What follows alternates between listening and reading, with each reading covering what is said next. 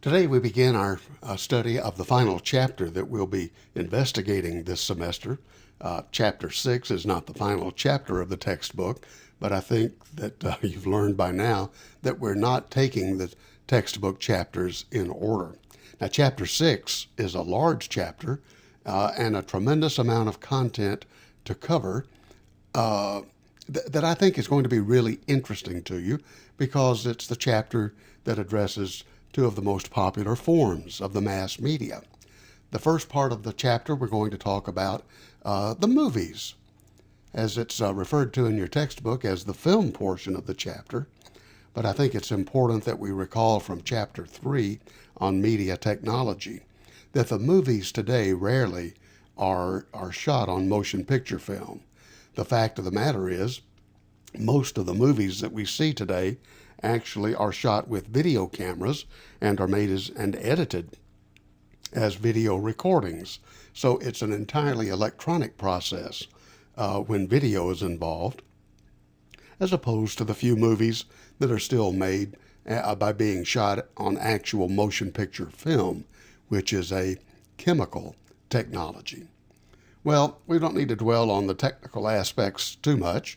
I want us to put more of our emphasis on what we as consumers take away from the movie watching experience and from the theater going experience.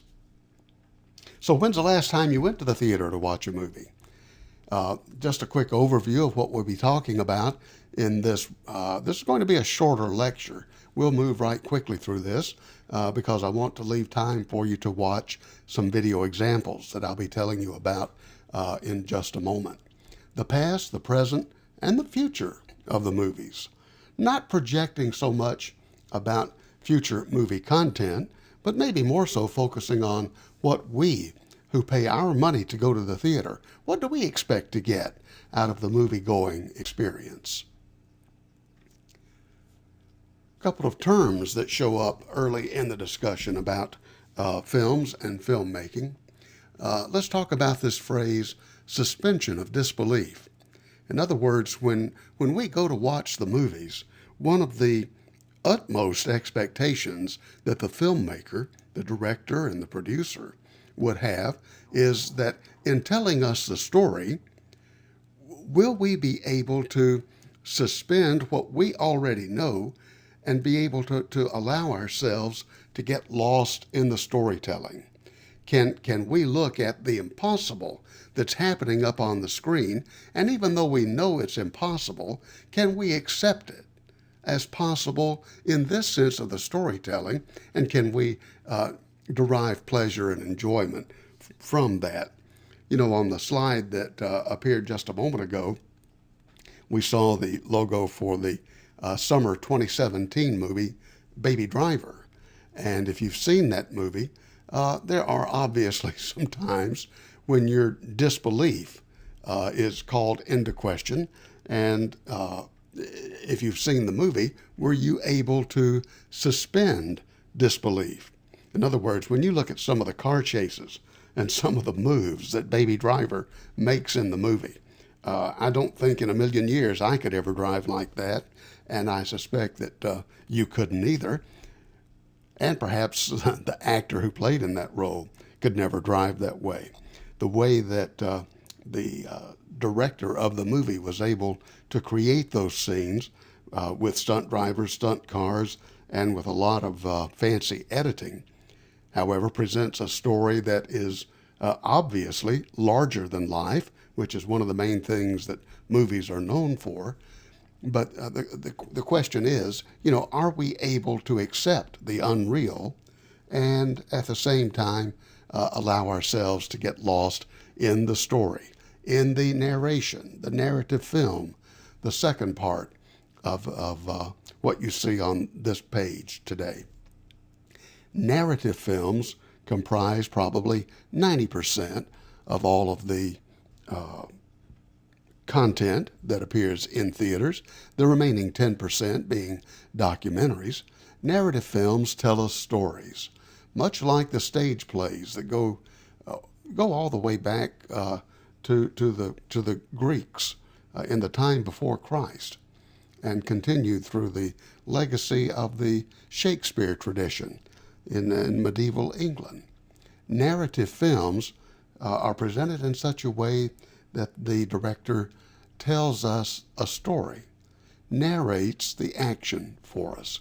So pay close attention to the discussion in the chapter about narrative films, please. The movie industry. Let's talk about this for just a moment. Much like most forms of the mass media today, the movie industry is what we call a highly consolidated, vertically integrated type of industry. Highly consolidated in terms of the ownership of the studios.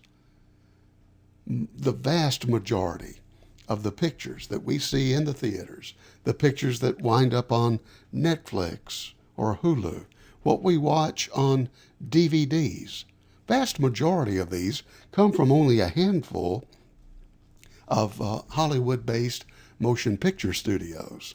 And I think it's important to note that not only are the studios dominant in the United States, but equally dominant in all parts of the world. One of the greatest claims of fame in America today is our ability to export our culture, notably when it comes to recorded music, TV shows, and particularly our films, our movies. And all of this originates, for the most part, within a handful of very large, very powerful organizations. One trend, and we won't dwell on this, but I want to just share with you some information that may give you some insight into the nature of the business of movie making, is just how large and dominant some of these companies are when it comes to the mass media. For example, Disney is not only, of course, the producer of motion pictures, but also the operator of theme parks in the United States and in Europe. It is also the owner of the ABC television network and has a majority ownership in ESPN in all of its channels. Paramount Motion Pictures, you probably have seen that logo at the beginning of a movie before, is integrated along with the ownership of CBS, the television network, and the MTV networks on cable. 20th Century Fox, part of the movie conglomerate of Rupert Murdoch, and the business enterprise that brings together newspapers and television networks and the motion picture studio. Universal, equally owned with NBC, the television network. Well, we don't need to dwell on this topic, but I do want you to come away with an understanding that the mass media in the United States today are very much consolidated in terms of ownership. The people who own and operate our media companies tend to be a rather small bunch of business people. Not small in terms of stature. Now, come on, you know what I'm talking about. Tends to be small in terms of business size.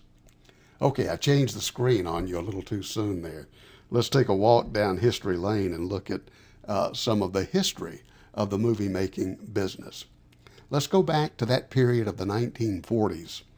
WW2 up on the header of this slide. We're talking about World War II, the largest and to this point in history, most catastrophic war that has ever been fought at any time in world history. And the fact of the matter is, because so much of the resources of the United States were needed to fight this war, resources in terms of physical products, in terms of physical manpower and woman power, that the movie business, like many other industries in the United States, was rather not entirely idle, but not at its peak of productivity during the war period from 1940 to the end of the war in the mid-1940s. But certainly there was tremendous change as a result of the end of the war and the return to normalcy of life here in the United States. Now, please don't dock me points for this. I've just noticed up on the slide in bullet point number 1, I've left a Roman numeral out after the W's. That should be WWII, World War II. Let's talk about demographic changes in the patterns of life in the United States after World War II in the 1940s. Here's what happens. A number of American soldiers, in the millions, returned to the United States from theaters of war in Europe and in Asia. They come home and they tend to do some important things in a really large way in terms of numbers of people. Many of these returning soldiers come home. They find girlfriends who they later choose to marry. They start their families, and they tend to move out of the cities into the new sociocultural development of suburbs, living in suburban America, where it's not apartment living in the cities, but rather individual homes in the subdivisions that are being constructed around the perimeter of cities. And from a sociological standpoint, these activities have a pretty tremendous effect on the motion picture industry. Now, here's the effects and how this works. Most of the theaters are located in the downtown portions of major cities. What we know as the big 20-plex out in the suburb certainly doesn't exist immediately after World War II. That's more of a 60s and 70s decades phenomenon. So we have this situation where the soldiers are marrying, moving to the suburbs, buying and building houses, and there's just not any interest after a day's work in the city coming home to the wife and the children in the suburbs to pack everybody up in the car and drive them back into the city in order to watch a movie. And even if there was that desire on Dad's part, it probably didn't happen all that frequently because the meager salaries that were being earned by these young men in their new professions, by the time they paid for all the expenses of home ownership and all of the expenses for raising the family, there just wasn't a lot of disposable income that would allow them the luxury of going to the movies. Now, the third bullet point also is important here as far as the movie-going experience is concerned, and that is television. The development of television, which really takes off in 1947 after the conclusion of World War II, and the presence of TV in the home certainly becomes a big incentive for Dad not to drive the family back downtown to the city to see a movie when all they have to do is retreat to the family room, click on the TV, plop back in the sofa, and enjoy entertainment free of charge.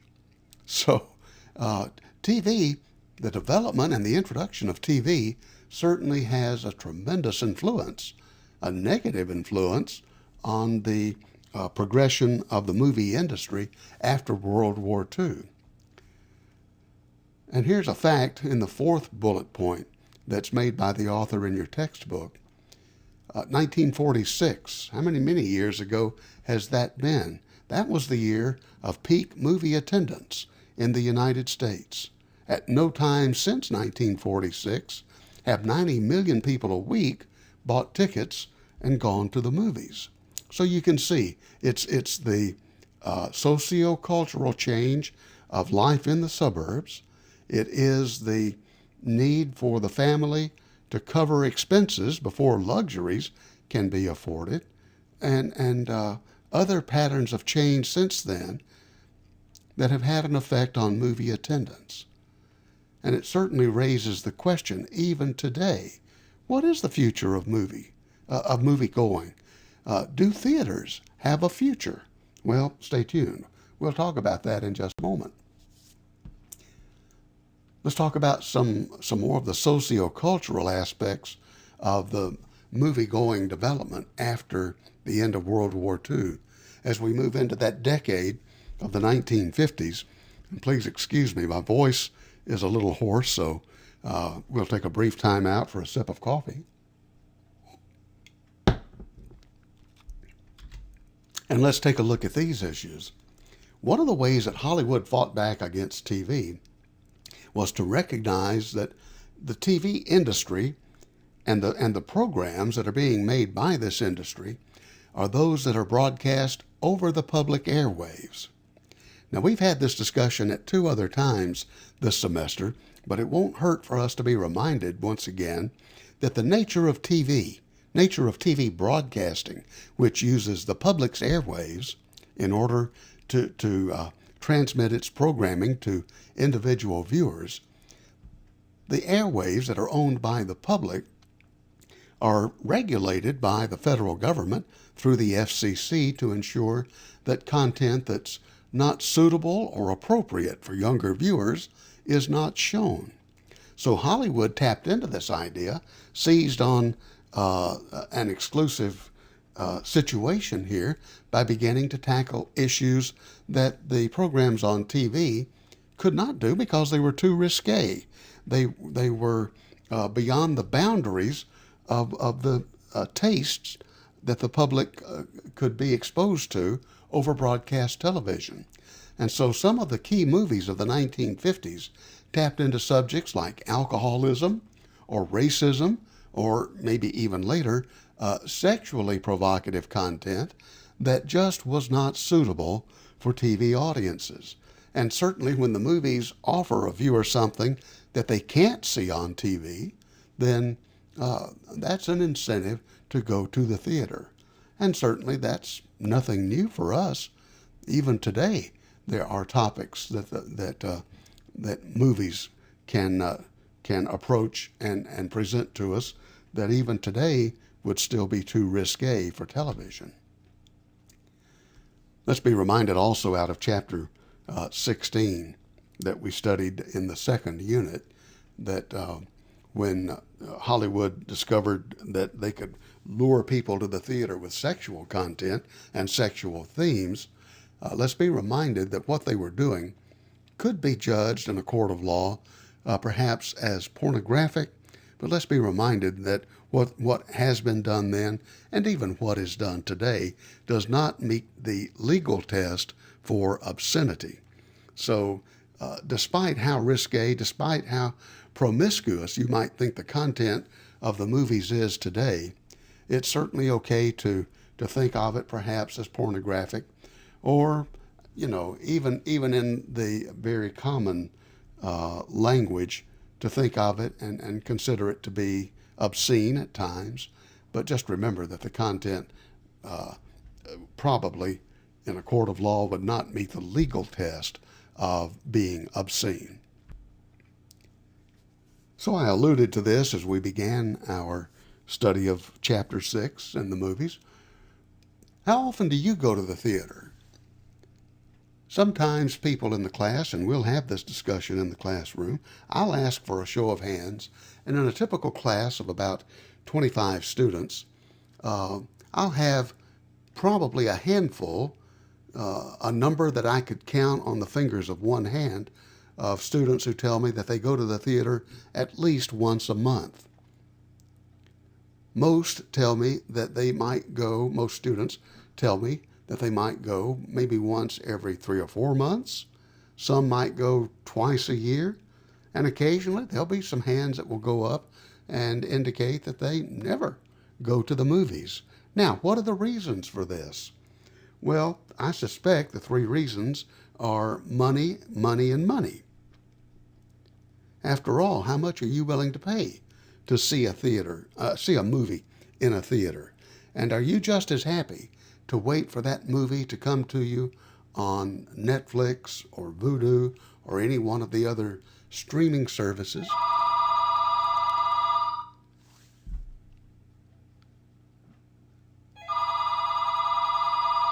Well, obviously our telephone is ringing. So we'll take care of that distraction. Yeah, it's a destruction. Wow, never expected that to happen this morning. I apologize for that. So back to our discussion about the expense of going to the movies. I would dare say that probably the majority of you in this class would tell me that you find the cost of tickets to the movies to be rather prohibitive. You'd rather watch a streaming service or rent the DVD or buy the DVD than go to the theater. So that raises the question, what would it take? What would the theaters have to do to enhance the movie-going experience? What could the theaters do that would entice you to come back, to pay your hard-earned money to go sit in that dark theater for 2 or 3 hours and enjoy a movie, presuming that the movie itself isn't enough incentive for you to go to the theater? So let's talk about a couple of things and set up an introduction to 2 videos that are available to you on this week's calendar page of Moodle. The links to 2 videos on YouTube that I would like for you to watch. This first video has to do with the Pirates of the Caribbean franchise, which I think the 5th in that series became available in the summer of 2017. And in this 5-minute report, you're going to see some information about ways that the Hollywood studios are amping up the views of the picture and the results of the sounds that you hear in the theater, making it more lifelike, making it as lifelike as the technology can possibly do at this point in time. And these enhancements to picture and to sound, are they enough? Are they additionally enough on top of the picture itself to convince you to come back to the theater? Well, take a look at the video. You can be judge. And then the second short video, this is about a 2.5-minute report. It moves rather quickly, and I've put a couple of screenshots from this report for you to take a look at. Beyond technological improvements, are there things in terms of creature comfort, for instance, that could make you more inclined to go to the movies? In other words, if in action sequences, if the seats could rumble and move around a little bit, much like being in an amusement park, would that be an incentive that would interest you? What if in certain action scenes, if there was blowing wind in the theater? Or how about the bullet point at the top? Would you like to go to the theater and have a waiter serve you a glass of wine, or bring a menu to take a look at a 3-course meal that you can enjoy as you watch the movie? Or as you see in the upper left-hand corner, what about movies that integrate the 2-screen experience? What you see on the big screen ahead of you, and you're also interacting at the same time with the iPad that you have brought into the theater. These are the kinds of improvements or enhancements or innovations, perhaps, that would entice you to go to the theater more often? Well, again, you watch the video and you make up your mind. Here are some thoughts that I would like for you, some questions and statements I'd like for you to think about. I'd like for your thoughts to inform your thinking about these topics that we have talked about today. And remember that this is only one portion of Chapter 6 in this PowerPoint lecture. When we move into next week, we'll be looking at slides that pertain to the TV portion, the television portion of Chapter 6, Motion Media. Hey, thanks for your attention. I hope you enjoy what you see in these 2 videos.